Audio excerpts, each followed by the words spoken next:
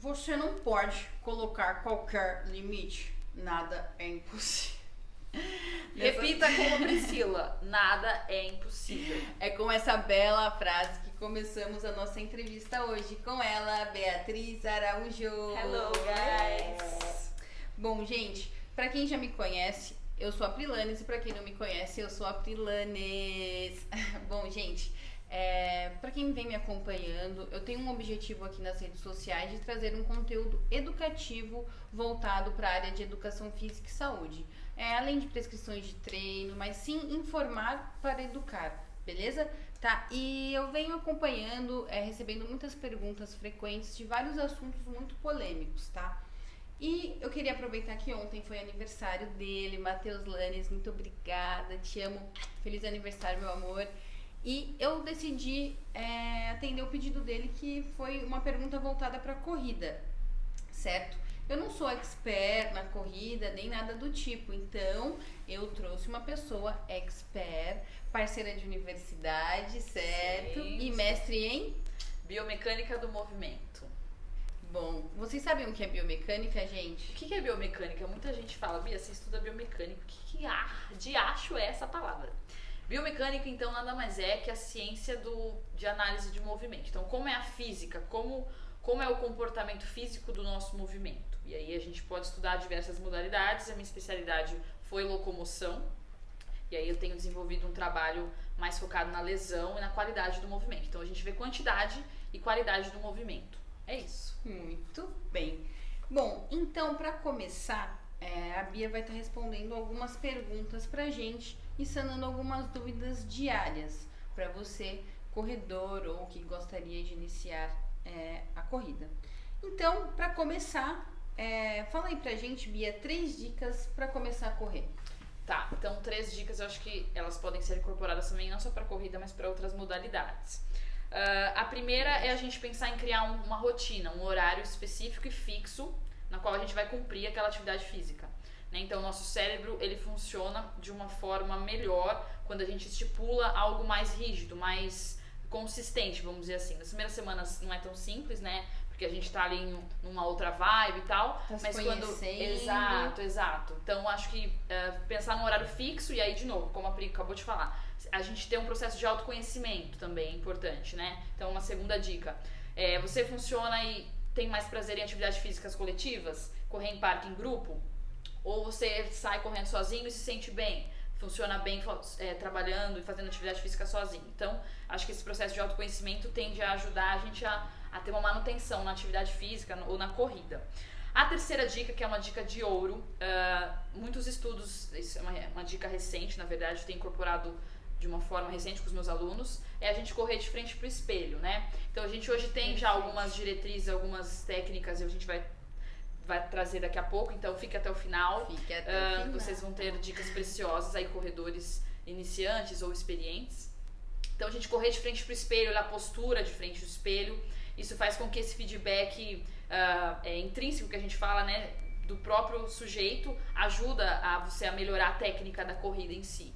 Então é uma dica aí que não custa nada, super acessível e possível e é muito eficiente. Vários estudos têm apontado essa direção para quem precisa melhorar ataque de pé, flexão de joelho ou qualquer que seja a mudança na corrida. Caramba, com essa até eu fiquei surpresa. Eu acho que eu nunca corri na frente do espelho. Pois é uma dica fácil, né? Assim, a maioria das academias hoje tem esse recurso, então é só mesmo uma questão de conhecimento. Então bora lá, recapitulando as 3 dicas. Primeira, planejamento, se planejar. Segunda, autoconhecimento, se conhecer, saber o que você busca quando você está correndo. E terceira, correr na frente do espelho. Arraso. Faltou uma, Pri, desculpa. Estipular metas também eu acho que é importante pra manter a motivação, né? Acho que então vamos lá. 4 dicas, não foram só 3? Então pensar, essa semana eu vou correr, sei lá, que seja 1 hora durante a semana. Meia hora um dia, meia hora no outro. Uma meta simples e básica. E aí na semana seguinte, quando a gente trabalha treinamento físico, a gente tem que pensar em progressões possíveis e alcançáveis. Então, pensar, essa semana eu vou correr 1 hora, 40 minutos. Semana que vem eu já vou colocar aí 2 horas, mesmo que seja corrida e trote, né? Quando a gente tá começando, a gente tem que pensar em dosar as intensidades, não vai começar correndo assim do nada. Então, dosar essas intensidades é uma forma, estipular metas também é bacana para manter-se motivado. Arraso. Então eu acho que a meta pode entrar na do planejamento, né? Sim, Por isso sim. que a importância de sempre buscar um profissional nesse começo para te auxiliar, te dar um Te direcionamento. orientar, exatamente. Belezinha, boa. A segunda pergunta, que também acho que não é uma pergunta em si, e sim entra no quesito dica, mas é que vai responder as perguntas, tá? Sim. Por exemplo, estou correndo por correr? O que preciso levar em consideração para começar a correr? São essas perguntas que eu recebo no meu dia a dia, tá? Então, eu vou pedir para a Bia falar sobre 3 técnicas de corrida pra gente não ficar tão perdido, enfim. Sim. E pelo menos ter a consciência, porque tendo a consciência a gente já consegue dar grandes passos. Sim, ó, a Pri acabou já de falar a minha primeira dica. Eu sei que é importante a gente correr com prazer. Às vezes você corre com mais prazer com música, ou assistindo lá na esteira, assistindo, sei lá, um capítulo de alguma série. Mas eu acho que falta um pouco da gente incorporar nas nossas atividades esse estado de consciência do que está fazendo no momento, né? Que é aquela ideia de mindfulness, né? Que está sendo discutido muito nas empresas, em diversos lugares. Então, quando a gente está presente, né, fazendo aquele movimento, quando a gente está consciente de que nosso braço está mexendo, que a gente está indo para frente, enfim, uma consciência básica mesmo de sensações do momento, isso faz com que a gente consiga melhorar a qualidade do movimento. Então, acho que essa dica, principalmente para quem está começando, então quer melhorar a respiração, né, quer melhorar essa frequência de respiração de uma forma mais eficiente, ou, por exemplo, quem geralmente começa a correr tem dores, né, de respiração. Não sei se você tem alguns alunos muitos iniciantes. alunos passam esse feedback. Pô, Pri, corri hoje, senti uma dor. É a respiração. Você acha que está respirando certo, mas no fim não está. Então, pensar aí nesses primeiros meses, principalmente, não ter nenhum outro estímulo, nem visual, nem auditivo. Então, focar na respiração e no que você está fazendo. Isso faz com que você enfim, você pensa que você começando de um jeito certo, você vai evoluir de uma forma muito mais rápida, né? A segunda dica é pensar em não correr pulando, né? Então, não pensar em colocar impulso para cima. Então, pensa que a corrida, ela exige um deslocamento vertical, que a gente fala. Então, se você não tem essa tendência de correr para frente, ficar pulando para cima, tem alguns estudos que mostram que tem essa oscilação vertical que a gente fala tecnicamente, né? Muito exacerbada, a gente tem um gasto energético muito maior. Então, se você pensar em correr mais baixinho, então, pensando de uma forma didática, correr baixinho, mesmo que seja uma velocidade mais rápida, isso ajuda. A terceira dica é olhar pra frente, né? Então a postura é uma coisa importante. Eu não sei, a Pri já deve ter abordado a questão da importância do nosso trabalho, do nosso core, né? Do lombar e abdômen. É o primeiro tema.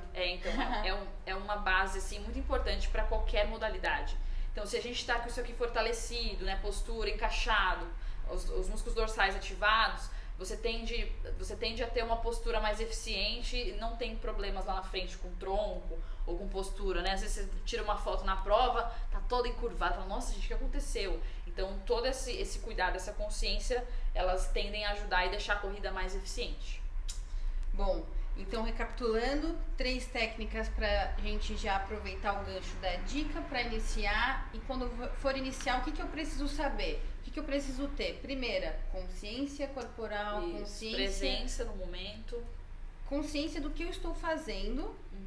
A segunda, evitar saltos verticais. Isso na corrida, pensar em um deslocamento na linha horizontal, assim, né, e não vertical. Certo. E a terceira dica é fortalecimento de core e cuidar da postura durante a corrida. Olhando sempre pra frente. Isso. E visando o seu objetivo maior. Exato, Boa. Isso aí.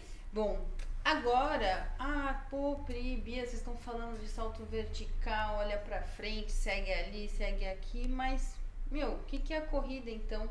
Fala o que é correr. Tá. Então, eu queria que você falasse um pouco das fases da corrida.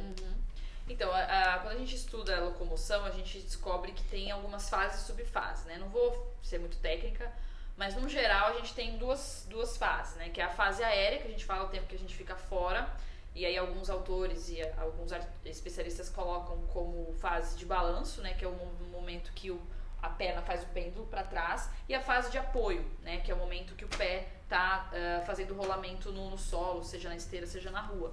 Então são essas duas fases, fase de apoio e fase de balanço. E aí quando a gente vai pensando em melhorar a técnica de corrida, a gente vai olhar para algumas variáveis dessas duas fases, né? Então, por exemplo, quando a gente quer ser mais econômico, a gente sabe que a gente precisa tomar um certo cuidado no tipo de rolamento que a gente faz durante a fase de apoio, por exemplo. Então, aí a gente vai aprofundando mais nessas duas fases da corrida. Muito bom.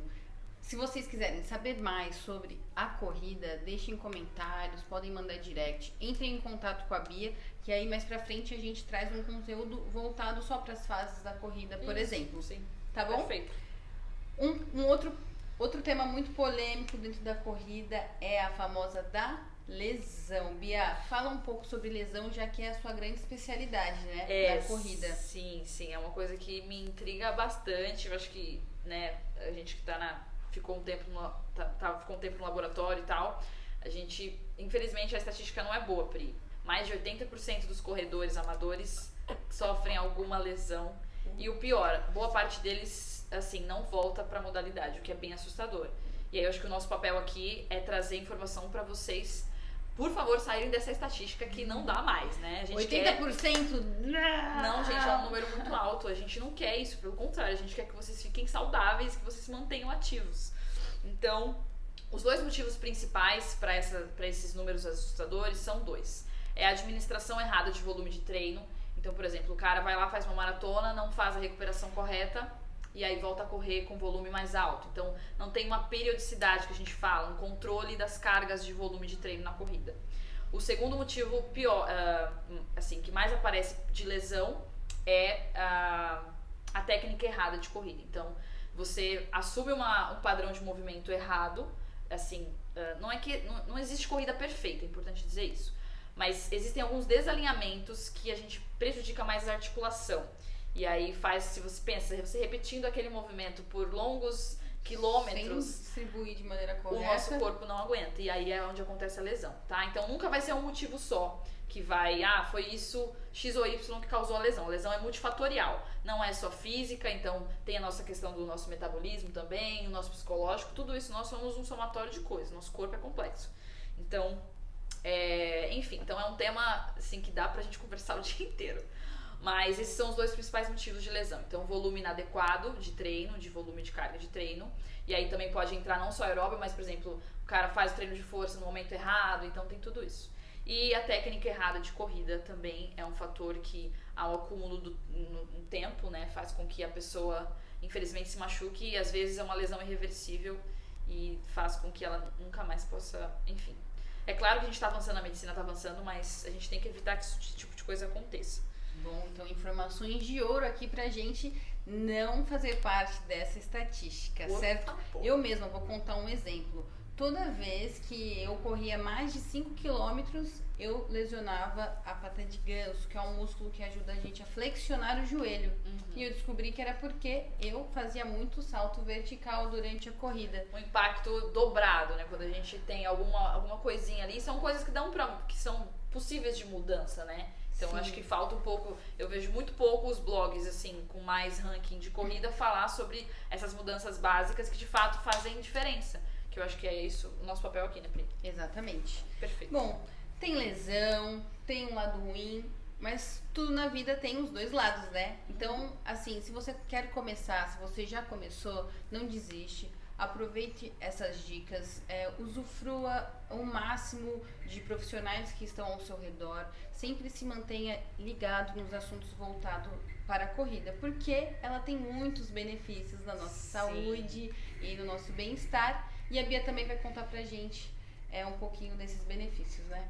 Sim, os benefícios, assim, acho que a gente pode trazer um pouquinho, acho que a Pri já abordou, né, aqui no canal, são diversos, então melhora de sono, melhora a questão da concentração. Então, quando você está ali numa atividade física de uma forma periódica, você tende a ter uma habilidade maior em foco e manter alguma atividade específica, então você consegue cumprir as tarefas de uma forma mais eficiente. Benefícios da saúde, diminuição de colesterol, melhora de pressão arterial, né? Tem aquelas adaptações fisiológicas que a gente tem em qualquer atividade física, mas o aeróbio ele é muito mais indicado. Pessoas com diabetes, né, tende a ter também uma melhora, às vezes até uma diminuição da administração de medicamento, que é uma coisa mágica. Então imagina, você não precisar mais daquele medicamento só com uma dosagem legal de de aeróbio, de atividade física. E para pessoas que sofrem de hipertensão, que é a pressão arterial elevada, ela vai ter um efeito de braquicardia de repouso. E é imediato. É um efeito agudo, né? Sim. Na hora. É lindo de ver. Você vai ficar com a pressão baixa quando você estiver assim, de boa, sentado na sua casa. Exatamente. O melhor, sem medicamento. A gente quer uma vida longa de qualidade. Essa é a fórmula que a gente encontrou até agora. Não vimos nenhuma outra fórmula mágica. Que mais? Outro benefício, já falei da melhora do sono, tem mais aspectos sociais também, eu acredito. Sociais, né? Sim, tem uma questão aí acho que da competição, não da competição, mas de você ter também a questão do lazer, né, do fim de semana, então vai correr no parque, você acaba curtindo mais o fim de semana. A gente, por exemplo, que mora em São Paulo, que fica muito indoor, né, fica muito na TV ou atividades tecnológicas, vamos dizer assim, e poucas vivências com o corpo, enfim. Conhece gente nova. Sim. Faz parte de um grupo ali pra te motivar. Dá uma sensação de pertencimento, que é uma coisa também que nós, seres humanos, nos traz uma certa felicidade, né? Quando a gente sabe que pertence a algum lugar, enfim. Tem muitos benefícios. Quem corre, quem pratica alguma atividade física sabe, quem começar vai perceber. Aí tem um contraponto também, que tem a questão das dores iniciais. Não sei se você já falou um pouco disso. Quando a gente começa a primeira semana, a segunda semana ali é difícil, porque são estímulos novos, então o nosso corpo reage de uma forma, às vezes, um pouquinho de dor, mas é nada insuportável. Mas, ai, Bia, comecei a correr, tô com muita dor. Não, tenha paciência. O corpo, os músculos estão se adaptando, estão se reconhecendo ali. Faz parte do processo de adaptação. Exatamente. Aí logo aquilo vai melhorar e você vai começar a ver perda de peso, né? A gente começa a se sentir melhor nas roupas, enfim, é uma sensação de bem-estar em vários âmbitos da vida. Bom, muito obrigada! Adorei! Obrigada a você. Muito gostoso. Vamos marcar mais encontros e mais conversas. Vou deixar o Instagram dela aqui pra gente, pra vocês que quiserem ter contato com a Bia, tá bom? Ela manja muito sobre corrida. Quanto tempo estudando? 10 anos? Estou na USP, fiquei 10 anos, mais 3 anos de especialidade aí, estudando no laboratório. Aí eu tenho um blog, também vou deixar o link pra vocês, uma página no Face, que eu sempre coloco algumas dicas e alguns estudos novos, porque eu gosto de trabalhar bastante com a verdade acadêmica, né? Então, acho que o nosso desafio é fazer uma transferência, porque o que eu senti falta era justamente isso. A gente tem muito conhecimento, tem um valor enorme lá dentro, mas aquilo é muito pouco aplicado e transferido para a rua, para a sociedade. Então, acho que o papel nosso aqui é esse. Que linda! Por isso estamos aqui juntas, porque a gente quer expandir a universidade, a gente quer quebrar barreiras, quer trazer acesso de uma maneira fácil, de uma maneira que não custe tão caro para você, tá bom? Se você ficou até o final, muito obrigada. Deixa também aí um próximo tema que você gostaria de saber, quem você queria que eu trouxesse por aqui, tá bom? Agradeço de coração. Obrigada, Pri. Isso. Um beijo, gente. Beijo, Tchau, gente. tchau.